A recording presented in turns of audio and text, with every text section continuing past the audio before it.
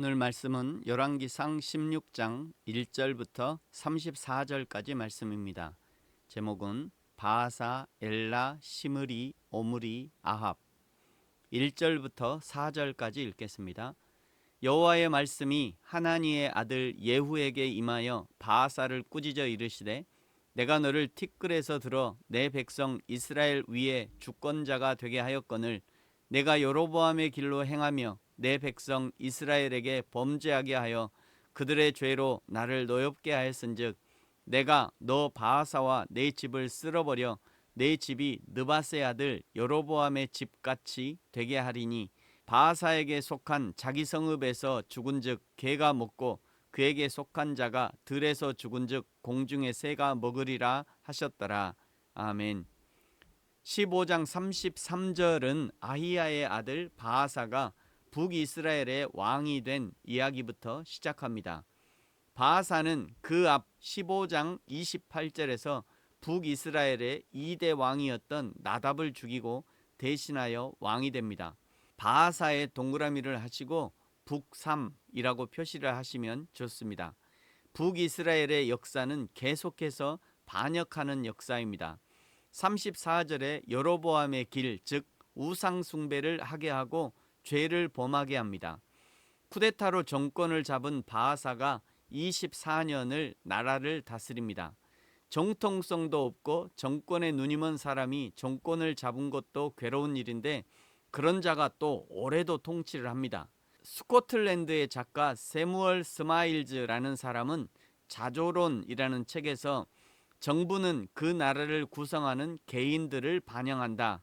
고상한 국민은 고상하게 다스려질 것이고 무지하고 부패한 국민은 무지막지하게 다스려질 것이다. 라고 말을 했습니다.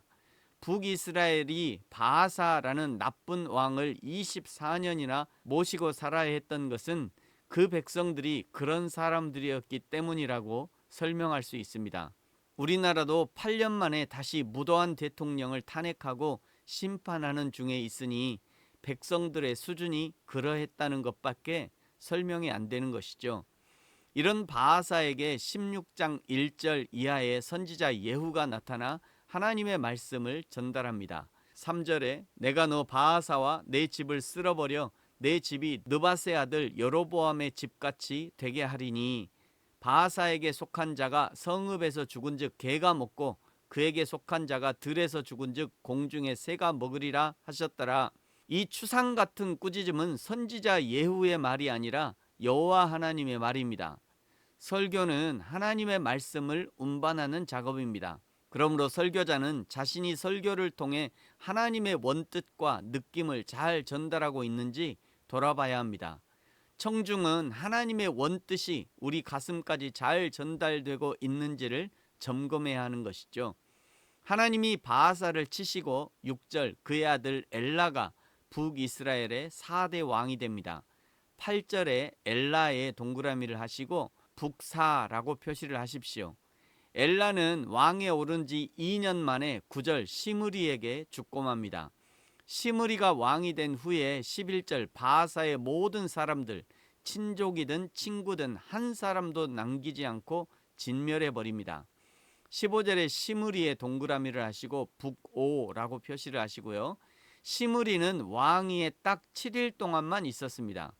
원래 엘라의 종이었던 시므리가 엘라를 모반했다는 소식을 들은 백성들이 18절에 시므리가 있는 디르사 성읍을 둘러싸고 공격하려 하자 시므리가 불을 지르고 자살해버립니다.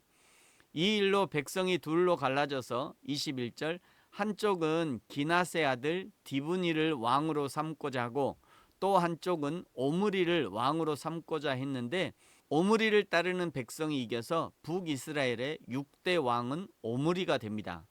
23절 오므리에 동그라미를 하시고 북육이라고 표시를 하십시오. 25절 오므리도 여호와 보시기에 악을 행했고 그 전에 모든 사람보다 악하게 행합니다. 26절 여로보암의 모든 길 우상 숭배를 행하고 백성들에게 죄를 범하게 합니다. 오므리는 12년 동안 왕위에 있었고 그 다음에 그 유명한 아합이 왕위에 오릅니다. 29절에 아합의 동그라미를 하시고 북7이라고 표시를 하십시오. 아합은 22년 동안 왕위에 있었습니다. 아합은 이전에 있던 어떤 왕보다 하나님 앞에서 더 악을 행합니다. 31절에 아합은 시돈 사람의 왕 엣바알의 딸 이세벨을 아내로 삼고 바알을 섬깁니다. 엣바알은 바알이 그와 함께 있다라는 뜻입니다. 그러니 바알의 열렬한 추종자였음이 분명합니다.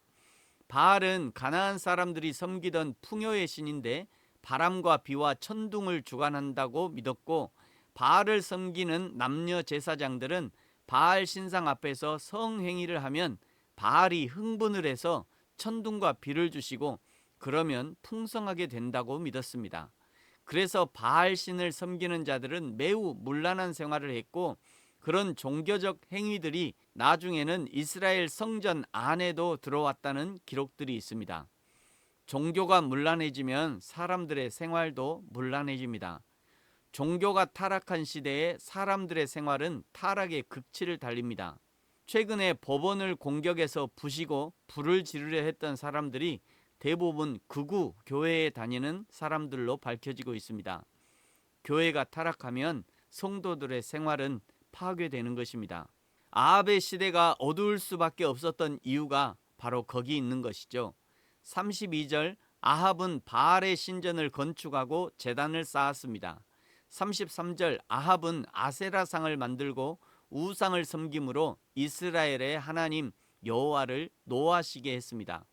34절에는 특별한 이야기가 첨가되어 있는데요. 히엘이 여리고를 건축했다는 이야기입니다. 여리고성은 여호수아 6장에서 이스라엘 백성이 가나안의 첫 성인 여리고를 6일 동안 하루에 한 바퀴씩, 그리고 7째 날에 7바퀴를 돌고 마지막에 나팔과 함성으로 무너뜨린 성입니다. 그리고 여호수아 6장 26절에는 이런 경고가 붙어 있습니다. 26절, 여호수아가 그때 맹세하게 하여 이르되 누구든지 일어나서 이 여리고성을 건축하는 자는 여호와 앞에서 저주를 받을 것이라. 그 기초를 쌓을 때에 그의 맏아들을 잃을 것이요 그 문을 세울 때에 그의 막내 아들을 잃으리라 하였더라. 이 여호수아의 경고대로 34절에 보시면 히엘이 여리고의 터를 쌓을 때 맏아들 아비람을 잃었고, 성문을 세울 때에 막내 아들 수굽을 잃었으니 여호와께서 여호수아에게 말씀하신 것과 같이 되었다고 기록하고 있죠. 하나님은 반드시 말씀하신 것을 이루십니다. 축복하시는 말씀만이 아니라 저주의 말씀도 반드시 이루십니다. 의롭게 사는 것이 무엇인가? 그것은 성경 말씀대로 믿고 소망하며 성경 말씀대로 행하는 것, 그것이 곧 경건이고 의롭고 선하게 사는 것입니다. 시편 119편 105절, 주의 말씀은 내 발의 등이요 내 길의 빛이니이다. 그러니 내 발 앞을 비추는 빛 따라 걷는 것이 현명합니다. 디모데후서 3장 16절, 모든 성경은 하나님의 감동으로 된 것으로 교훈과 책망과 바르게 함과 의로 교육하기에 유익하니.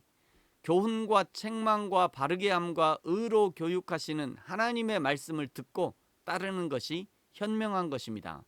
사랑하는 성도 여러분, 점점 그리스도인의 정체성을 지켜나가기 어려워지는 이 시대, 그리스도인과 비그리스도인을 구분하기 어려워지는 이 시대에 저와 여러분이 더욱 여호와 하나님을 바로 섬김으로 하나님의 말씀의 빛을 따르고 하나님의 말씀으로 날마다 교훈과 책망과 바르게 함과 의로 교육함을 받음으로 바른 성도의 삶을 사는 저와 여러분이 되어지기를 예수님의 이름으로 축복합니다. 아멘. 기도하겠습니다. 하나님 아버지, 감사합니다. 우리 신앙의 선배들이 말세가 가까이 온다고 경고하시더니 정말 세상의 종말이 가까이 오는 것 같습니다. 교회라는 이름의 극우가 등장하는 것이 웬 말입니까? 예배 시간에 자기가 반대하는 사람의 이름을 부르며 저주하는 것이 웬 말입니까? 어쩌다 우리의 교회와 예배가 정치 집단화된 것입니까? 이것이 종말의 징조라면, 만약 그렇다면 더욱 우리의 마음과 생각을 지키게 하시고 종말이 가까울수록 더욱 경성하여 하나님의 말씀을 사모할 수 있게 하여 주옵소서. 감사합니다. 예수님의 이름으로 기도합니다. 아멘. 하늘에 계신 우리 아버지, 아버지의 이름을 거룩하게 하시며 아버지의 나라가 오게 하시며 아버지의 뜻이 하늘에서와 같이 땅에서도 이루어지게 하소서. 오늘 우리에게 일용할 양식을 주시고 우리가 우리에게 잘못한 사람을 용서하여 준 것 같이 우리 죄를 용서하여 주시고 우리를 시험에 빠지지 않게 하시고 악에서 구하소서. 나라와 권능과 영광이 영원히 아버지의 것입니다. 아멘.